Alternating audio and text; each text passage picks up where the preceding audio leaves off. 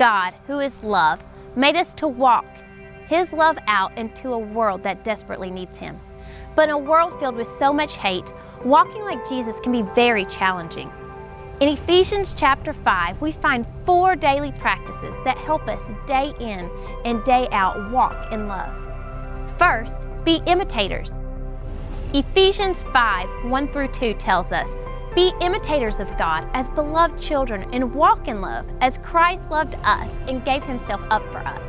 As a child looks up to their father or a role model, desiring to be just like them, so we should look up to Christ, and this perfect Father shows us a different way.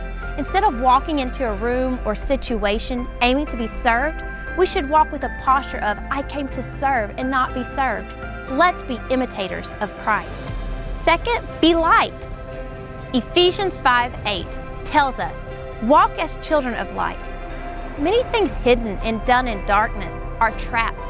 If we have to hide something or cover something up, there is a good chance that we are on a path that could lead to destruction. But where we take the light of Christ, darkness has to flee, and it sets us and others free. Let's be light.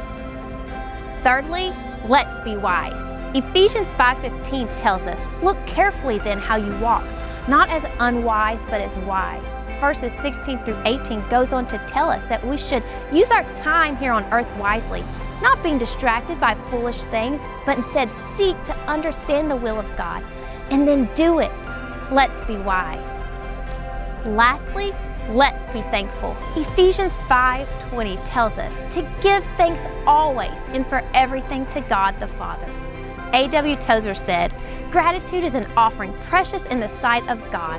It is one that the poorest of us can make and not be poor, but richer for having made it." Let's be thankful.